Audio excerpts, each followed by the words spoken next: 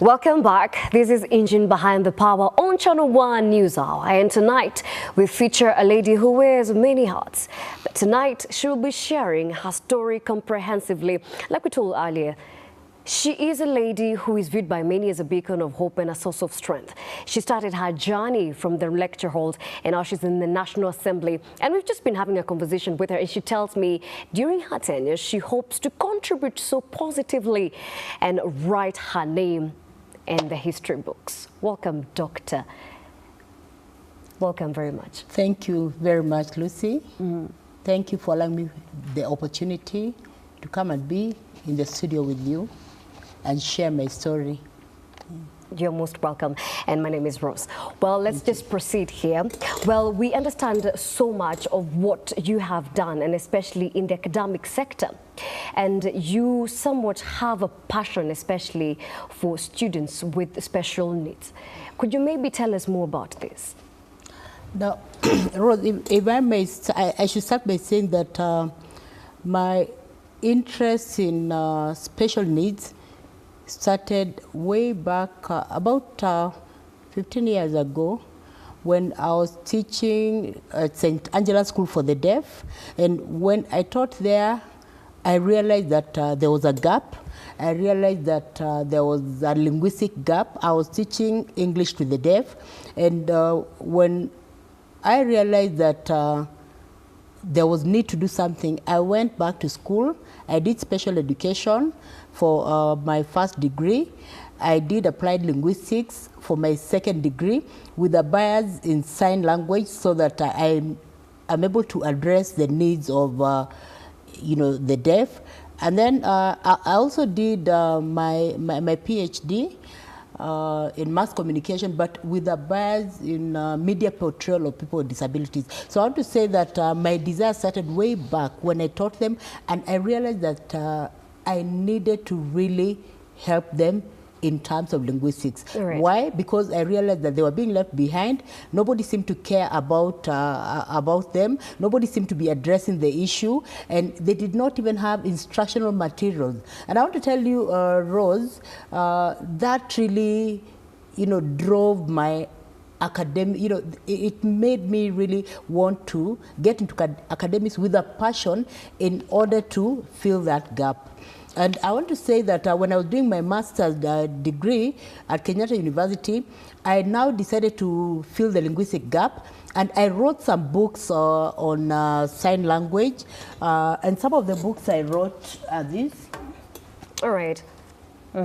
My Sign and Fingerspelling Pupils, Book 1. Because I realized that even at lower level, there are no instructional materials in teaching the deaf, so their linguistic needs were not being met. I also did publish this. I wrote another one for upper primary. All right. And apart from that, since I was teaching English, I realized that even teachers themselves did not know how to handle special needs children. And so I also came up with a teacher's guide. All right. On sign language, and they were published by Jomo Kenyatta Foundation.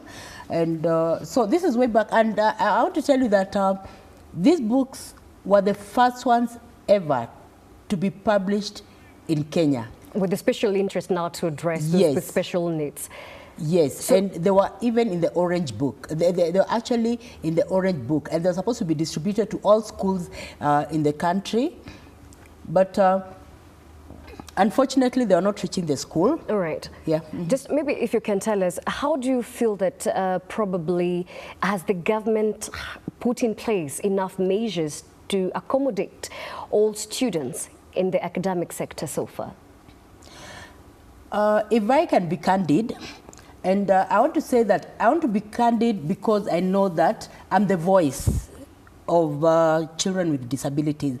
And if I'm not candid, then I will not be helping them. When it comes to children with disabilities, the government has not done much with regard to addressing their linguistic challenges. One, because when it comes to, for example, the deaf have a linguistic challenge.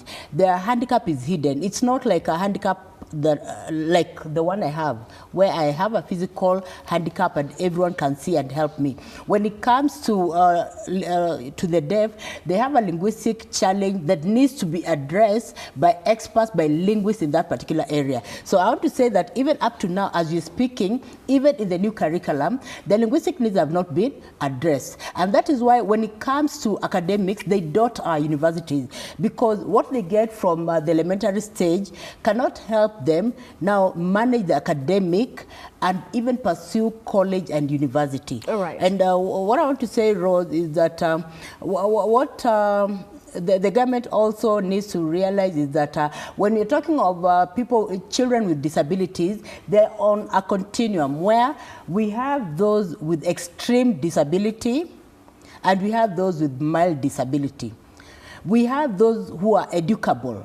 The ones with mild are educable, but the ones with extreme disability are not educable, but they can be taught vocational skills, like for instance, toileting, just basic skills that can help them cope up. But those who are educable, their needs have not been met, especially when it comes to the deaf, simply because they don't have instructional materials. And I want to tell you, Rose, if I can give an example, when it comes to the blind, visual impairment, students with visual impairment, their needs have been addressed because we have books in the Braille up to the higher level, so they don't lose out on anything. But when it comes to the deaf, they lose out on so much. So what I want to say is that there's need for the government, there's need for the KICD to really come out candidly and address this issue, which has not been addressed. And I want to say, Rose, having been in the area of disability, even as a senator, and being a scholar, even during my time in Parliament, I will not digress. I'll still continue writing for disability. And I know that even as a right on disability, people will get to know that the passion I have is very genuine on the deaf, and that I desire the best for them. Of course, and of course we'll be getting to maybe more projections that you have as a person and even as, a member of the Senate. But at the same time, we understand you're very passionate about even people living with disabilities. You have certain organizations that you've come up with. I mean, what really drives you to do these kind of things and giving back to society? Thank you very much for that question, Rose. It is like you've just pricked what I really need to tell the whole world. That in 2013, I was diagnosed of cancer. And the cancer I had was, bone cancer. And it affected me. My femur bone had to be removed. Part of my pelvis had to be removed. And that is why I acquired the disability. And I remember when I was diagnosed of cancer, in fact, the doctors were giving me up to maybe 6 months to survive. Nobody ever knew that I was going to pull out. So I went to India for treatment. And when I was on my deathbed, I told God one thing, that God, don't take me to yourself, because I feel as a person I have not done much. I feel that there's so much I need to do. So I just told God, give me a chance to live so that I can tell the whole world what you're able to do. And I actually promised that I'll be very candid. I will not shy off that I'm a cancer survivor. And that is why I even founded a foundation, LibCard Foundation, with a need to raising awareness about cancer, for people to know that when you are a cancer survivor, that when you have cancer, it is not a death penalty. You can still move on. And I want to tell you, Rose, by the time I had cancer and I was in India for almost a year, I was even doing my PhD. I got cancer in the middle of my PhD, but I said no, cancer will not. So were you still pursuing your PhD? Oh, yes. From the hospital in India? In fact, I told God that I do not want to be in the register of the dead in India, in Karen, or in any other hospital. I told God, no, this is not the time for me to be in that register.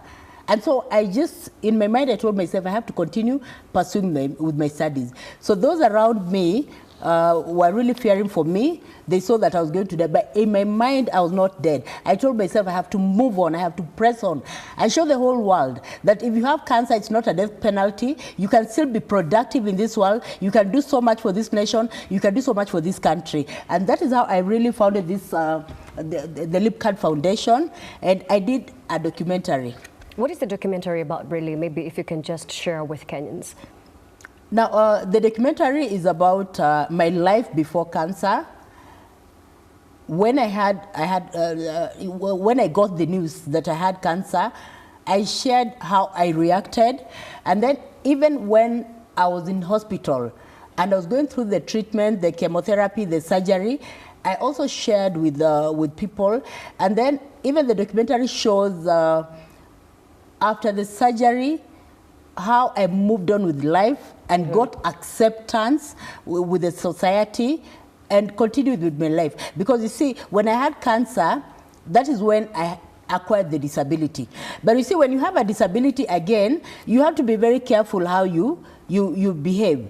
Because if you accept yourself and look at it positively and move on with life, then people around you will also be positive about you. They'll be happy about you and they'll share freely with you. So, but yeah, but you see, when you sympathize with yourself, they will sympathize with you. So they look at you from a pity paradigm. So what I want to say is that even in this documentary, I've really shown how you can get societal acceptance. You have to voice out your issues, you have to be with the others, and you have to deliberately decide not to be a lone ranger, but move on with the others. So really in this documentary, I've come up with an inspiring way in which people with cancer, people living with disabilities can actually move on with life and comfortably and be productive. When it comes to cancer, I want to say that cancer should not make people become a burden in this country. Cancer is supposed to, you know, when you're a cancer survivor, in fact, the government, the people around you are supposed to help you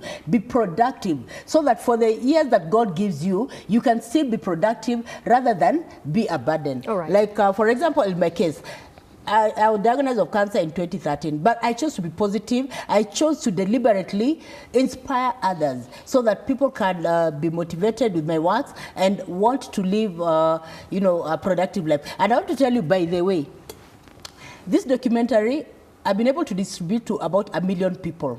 Wow, 1 million people. So have you just almost done 1 million? Your interactions, have they just been within the country or beyond, or how does Just it work? within the country. And many people, especially those with cancer, who have seen the documentary, who have gone through my documentary, want to see it on and again because they're inspired that, oh, we can still live even despite the fact that we have cancer. Because one thing I need to tell people is that cancer, there are many causes of cancer, by the way. Cancer can be a lifestyle, you know, disease. And it can even be generic. You can have inherited from your parents. In such a situation, there's nothing you can do. All right. My own father died of cancer, yeah. And the cancer he had was this one that gets men. Prostate? Prostate, yeah? Right. Prostate cancer. But after we buried him, yes. But after some years, I got bone cancer. I'm not a meat person. Okay. I do not smoke and all that. So I just wanted people to know that cancer is mysterious. Anyone can get it. But when you get it and go through treatment, you have to move on with your life and be productive, you know, in this country. And I also want to say that even when you're talking about issues of cancer in this country, it is important for people to realize that equipment alone is not enough. We need to have equipment, yes, but we also need to have oncologists, doctors being sponsored to do oncology so that they can specialize in this area and give treatment to people with cancer in this country. Because cancer is very expensive, and most people with cancer go out of the country. Now, so do you find that it has extra expenses? Not, it is extremely expensive. Like, for example, in my case, I was just lucky that by the time I had cancer, I was a lecturer at Jomo Kenyatta University. So Jomo Kenyatta University was able to sponsor me. My friends also contributed for me. My relatives contributed for me. And I also had to sell my property in order to go for treatment. Were it not for that, then I would have been Right. Yeah, I would have been 7 feet under. Okay. So I want to say now, for the common mwananchi, how many people are able to do that? Not many are able to go out of the country for treatment. So it is just prudent that oncologists are trained in this country so that they come back with a lot of expertise and also treat people with cancer. It will be economical and it will be cheap, and we are going to save quite a number of lives in this country. All right, and now as a senator, and of course you've already shared with us your ambitions, of course, contributing into the education sector, into the health sector. Probably even as we wind up this interview, what maybe other projections do you have? What do Kenyans expect to see from you? Now, the projections I have. One, I just want to thank God for the nomination I got in the Senate because it is a noble opportunity for me to voice out issues of disability. Did you expect the position? I did not expect. So what was your reaction, maybe? My reaction is that I felt that God wants me to be there and serve the people of this country. So my expectation is that I'll be very selfless when it comes to serving people in this country. I'll air issues of disabilities candidly on the floor of the House, because the floor itself gives me a platform to really talk about pertinent issues of disability in this country. So my projection is that within the time I'm in Parliament, I will engage in meaningful debates, I will engage in meaningful statements, I will engage in meaningful motions that will make also policymakers realize the needs of persons with disability. And apart from that, Rose, I want to say that even for my time in Parliament, I feel that it is also a good opportunity for me to really come up and raise issues of my people back in Lugari, especially the rural women in Lugari, especially the helplessness of the people of Lugari. I feel that it is an opportunity for me to really express what they really need from the government, what they really need from the leadership, so that they're not left behind, so that they're not left behind. Another thing I want to say, Rose, is that my expectation is that my time in Parliament, I want to ensure that whatever I do in the floor of the House, whatever I do outside the House, is within the scope of the SDGs. Because when we talk of sustainable development goals, it means that nobody will be left behind. People with disabilities will not be left behind. My people also in Lugari will also not be left behind. The rural women also in Lugari will not be left behind. The rural women also in Kenya will not be left behind. Because when you articulate issues that affect women, in one county and also nationally, then other leaders also get your views, and when they get your views, they will, it will be an eye-opener, and they'll want to implement that in their counties. All right, and probably in so many interviews, you have said that all this is like a second chance in life. And in only one sentence, in the interest of time, what is your inspiration, sentence, or mantra to the people as we wind up? Now, one sentence. If God gives you an opportunity to serve, can you do it with a lot of passion and for the glory of the Lord? All right. All right, then, and those are the words right there from Senator, and she's Dr.Getrude Musuruve, and thank you so much for joining us. And of course, she has shared so much with us and what she has contributed and what she hopefully, or rather hopes to do even in her tenure in the National Assembly now.